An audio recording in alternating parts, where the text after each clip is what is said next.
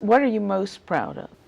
Well, certainly the homemaker IRA, so that a woman who works inside the home has the same opportunity to save for retirement with tax-free money as those who work outside the home. And I started that from my experience of being a working woman, getting married, and then not being able to contribute to my IRA. I certainly lessened the marriage penalty tax.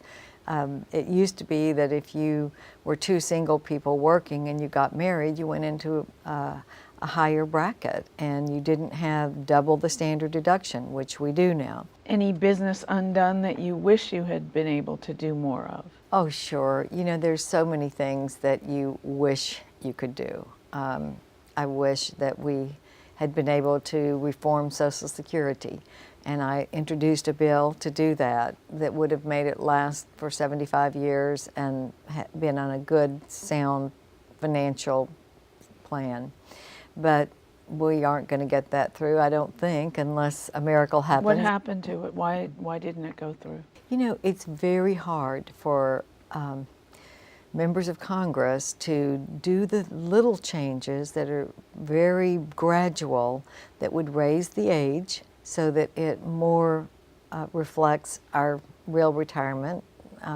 We know we're living longer than we did in the 30s and 40s when Social Security came into being. And if we would just gradually raise the age and adjust the cost of living benefit to also be more reflective of the real price increases, it would be good, we'd be solvent. After being here for several terms, there are, of the 17 women in the Senate, a little under a third are Republican women. Why does that imbalance remain after all these years? I think that we are open now for women in the Republican Party and the Democratic Party.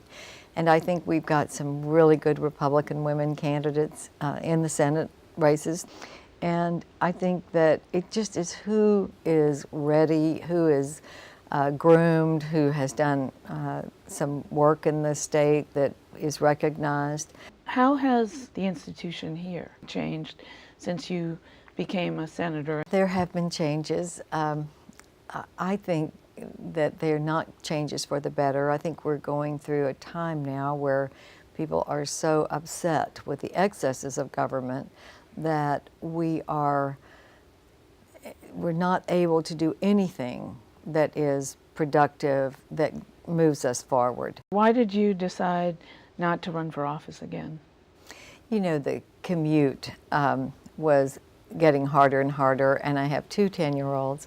I didn't want to raise them in Washington. I wanted to raise them in Texas. So it just came time, and although there's a lot I'll miss about my job, the time is right for me to go home and hopefully do something else. Are you going to be a full-time mom, or are you going to keep working outside the home? Both. I feel like I am a full-time mom most of the time, and then I do want to work outside as well. I like having a focus and a purpose, and I love public service, but I also love business. I love the business world, and the people in business are so creative, and it's a great way to kind of change and still have a good opportunity for a new experience.